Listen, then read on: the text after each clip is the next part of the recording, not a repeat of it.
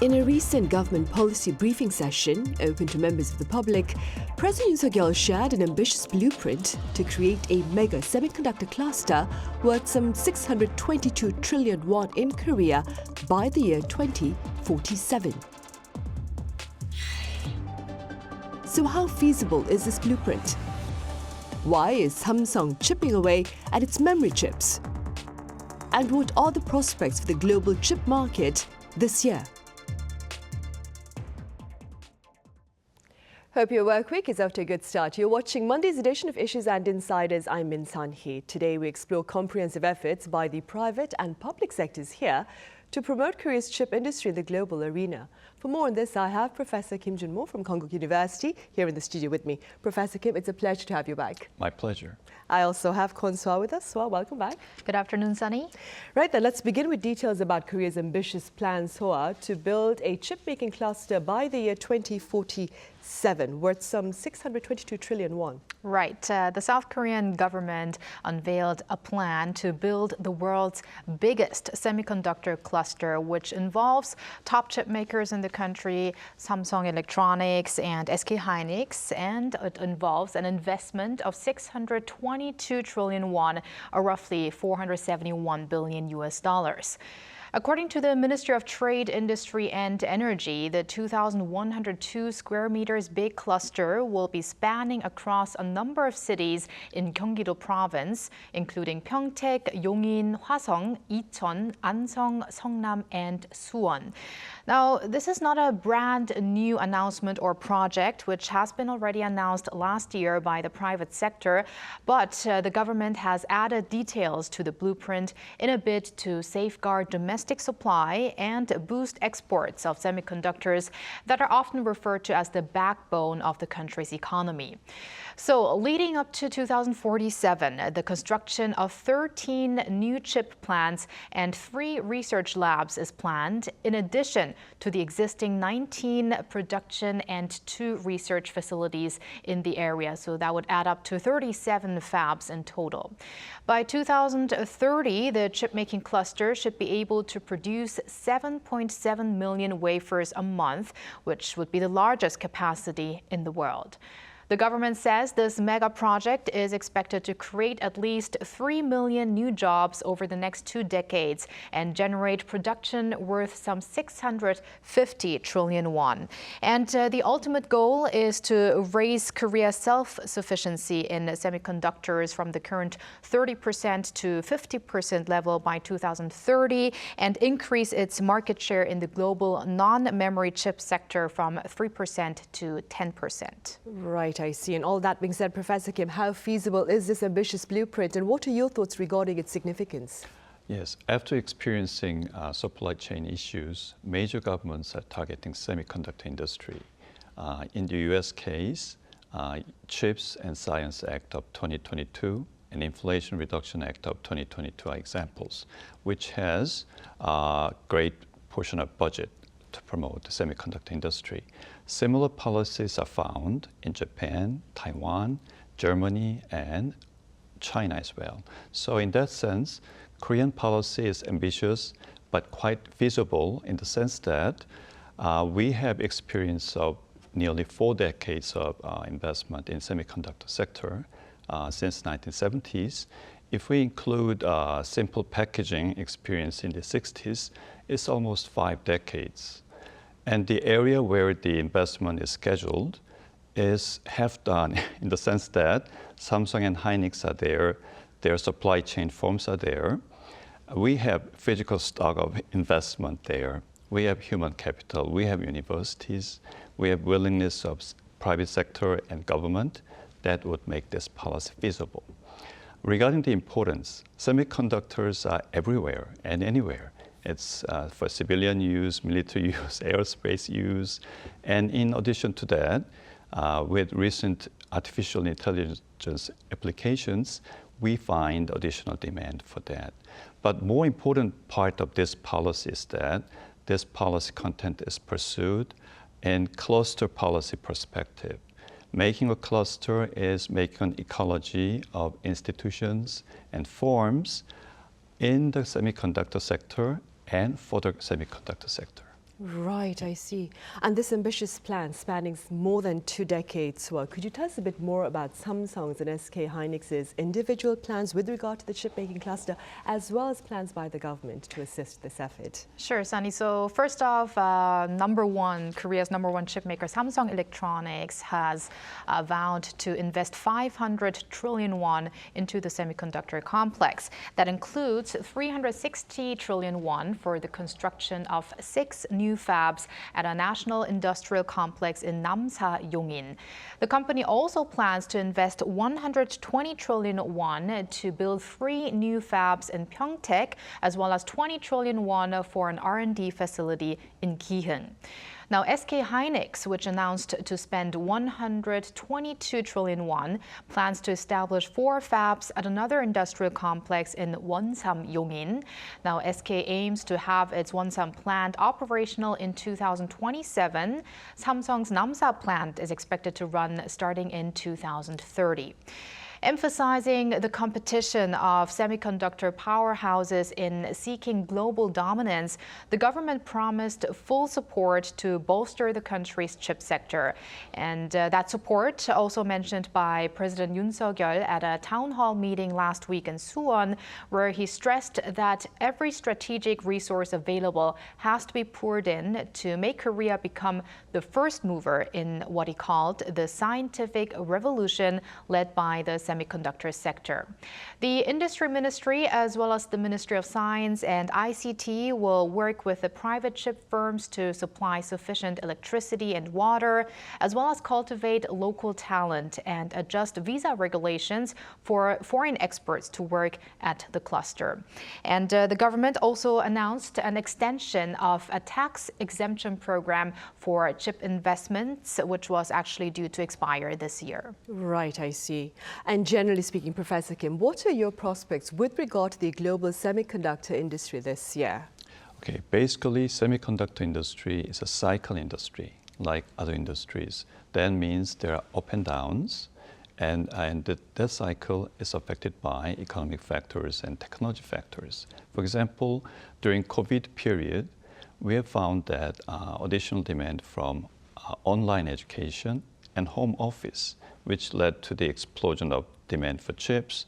And these days, from technology side, artificial intelligence applications like ChatGPT will prompt the demand for chip business. But despite this bright side, from last year on, semiconductor industry has been slow, and even Samsung's financial report was worse than a previous period. But market analysts are generally projecting that market will recover with newer demands from technology side. Right, so there is some optimism for the market this year then. And so for the sake of some perspective regarding the competition that South Korea faces in the chip market, what can you share with us about the world's leading chip makers? Well, no doubt that Korea's semiconductor industry is one of the largest in the world and the leading memory maker in the world. However, it has strong rivals in the overall global chip market. So let's take a look at the 10 largest semiconductor companies by total revenue as of 2022. Now, on top is the world's largest chip maker, Taiwan's TSMC, posting close to 76 billion US dollars of annual revenue. Samsung Electronics with 65.6 billion is second, but closely followed by Intel. SK Hynix is in the top 5, but again, close behind is a US chip maker. Now, moving over to this graph here with the leading semiconductor firms by market capitalization as of 2024, US chip giant NVIDIA has a market cap of over $1.3 trillion, currently the world's 6th most valuable company. Then we have TSMC and Broadcom again high up in the ranking at second and third, followed by Samsung fourth with a $370.7 billion market cap. SK Hynix at $71.7 billion, currently Many rivals to beat, as you see here, but the company sees it possible to double its market value in 3 years, as its CEO said earlier this month, on the back of rising demand for memory chips for AI and through maximizing investment efficiency. And then with the chip-making cluster, it looks like we have more expectations for both Samsung and SK Hynix. Right, given what we've seen on screen, definitely there is room for improvement then for our companies here in the country. Professor Kim, in recent years, Samsung, which is the world's largest memory chip maker, it's been chipping away, if you will, pardon the pun, at its memory chip making business and focusing more on non-memory chips, which, as Soa mentioned earlier, they're looking to expand to 10% from 3% at the moment. What is behind this move? Okay. We all know Samsung has the lion's share in memory business by taking almost 40% of market share, followed by Hynix, about 30%. But as Soa said, global competition has been strengthened. So Samsung is finding new ways in 2 directions. First one is they're trying to find high value adding, high-end product in the memory business. It's called high bandwidth memory, usually used in artificial intelligence applications, including ChatGPT, virtual reality, special medicinal use. So that's one direction. Second direction is they're making additional efforts in foundry areas where Taiwan's TSMC is taking almost 50% of both market, while Samsung is as chaser, taking 17 to 20%. So it'll be a big change as well as big challenge in the portfolio of Samsung's business plan. Right. And these are the plans for the future then. Professor Kim, if I were to ask you to identify some challenges that Korea's chip industry is facing as we speak, what would you choose to highlight? Sure. If you look at a big picture, semiconductor industry is made of different layers. For example, design firms are called fabless. They don't have facility, they have brain and the design tools. And we have foundries. They are makers that produce customized chips. Then we have integrated device manufacturers. They're usually big companies like Samsung, Hynix, and Intel. They produce in mass-produced volume, rather standardized products. And we have assembly companies. We have testing firms. Adding to that, we have equipment manufacturers like ASML of Netherlands, Applied Material of the United States. Then we have a material company. We have intellectual property governing company like ARM in UK, which is quite profitable. Then we have other special software companies. So in this complex ecology, Korea's standing is visible in integrated device manufacturing, assembly, some testing, and early stage of foundry. So our challenge as well as solution should be first, diversify the field first. Second, pursue the high-end market in the memory. And third, especially for Samsung, try to catch up with TSMC in the foundry, because without taking that market segment, Samsung will not say they have superiority in the business. And speaking as a scholar, Professor Kim, do you believe that our education arena is actually working to perhaps nurture future talent in that field? Sure. We have talented people coming in and going out. So in terms of supply and demand of manpower, we are okay, especially in IT field. Are we getting enough support from the government for this effort?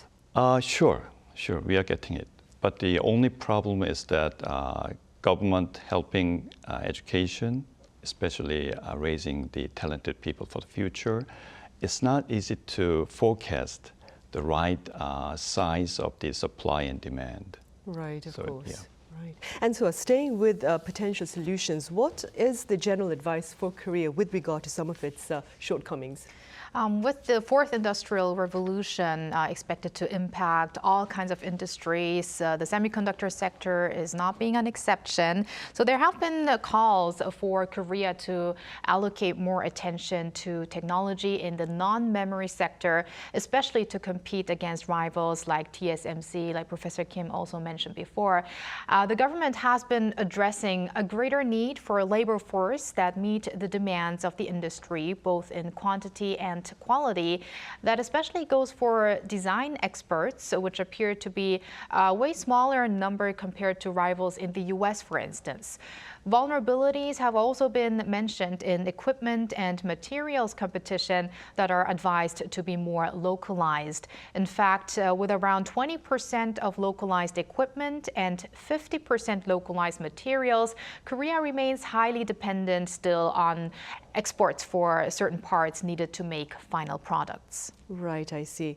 And Professor Kim, staying again with potential solutions, you mentioned earlier, of course, but I was wondering whether you could tell us a bit more about the potential measures that the industry itself here in the country, as well as the government, could take to bolster Korea's standing in the global semiconductor market. Yes, I can say about three things. First, we should understand the ecology of cluster. That is, in making a cluster, government usually provides, as Soa mentioned, infrastructure, electricity, water, urban settings, and other things, communication. But the critical difference between traditional old industrial complex and cluster lies in the fact that cluster approach provides not only production and research functions, but also housing, education, and amenities, total package for the dwellers in the cluster. So that's one thing to think about. Second, definitely we should have a long-term perspective in this policy, like 10, 20, 30-year promotion, try to be patient. Whether we have up and downs, we'll have to wait. So that's second part. Third, between private sector and government, there should be a division of labor in which private sector leads and government supports. So that includes lifting up unnecessary regulation. So easing the red tape. Yeah. And allowing the private sector to lead the market. Yes, yes. I see. And so I believe talking about partnership, that is, between the private and public sectors, there's another deal between Seoul and Washington aimed at jointly boosting their semiconductor interests, right? Can you tell us a bit about that? Right. That deal was made at the inaugural Next Generation Critical and Emerging Technologies Dialogue between South Korea and the U.S. That happened in the capital, Seoul, last month. It was led by National Intelligence Service Chief Cho Tae-yong, back then National Security Advisor, and his U.S. counterpart at that time, Jake Sullivan. The two sides agreed to strengthen bilateral cooperation in next-generation technologies, including semiconductors. In specific, the two sides are pushing for joint research and development in leading semiconductor technologies between the Ministry of Science and ICT here in South Korea and the U.S.'s National Science Foundation. Seoul and Washington are also seeking cooperation between semiconductor technology centers of their respective countries in a bid to spur public and private research efforts between the two allies. And aside from semiconductors, the two sides also vowed for enhanced cooperation in artificial intelligence, bio, battery, and energy technology. So we are seeing more and more cooperation between South Korea and the U.S. in the semiconductor field, while they are rivals as well. But also, just recently, we had that alliance between South Korea and the Netherlands. So it looks like we are, trying to have more cooperation with our counterparts in other countries, despite having that competition going on. Right, healthy competition with regard to joint interests. Professor Kim, talking about Seoul's partnership with Washington, Korean car makers and battery companies recently called on the U.S. government to allow them some leeway under the Inflation Reduction Act that bans, I believe, the use of core minerals and components from, quote, and I quote, foreign entity of concern, which includes countries like China, Russia, Iran, and North Korea. Now, given this reality, there have been pundits who have called on South Korean companies to seek to diversify their markets for these core minerals. What are your thoughts regarding those calls? Yeah, it's a very critical issue for our industries. And despite the fact that we have core technologies to produce lithium battery applied cars and, for example, semiconductors, the issue here is materials, minerals. And in that sense, we should make a continuous efforts to diversify, try to invest directly in the third country to find some sources. To ease our dependence on one particular market, sure. of course. I see. All right, Professor Kim, thank you so much for your time and your thoughts today. My pleasure. And so thank you very much for your insights. Anytime. Right, well, on that note, we end this edition of Issues and Insiders. Thank you for watching. See you same time tomorrow.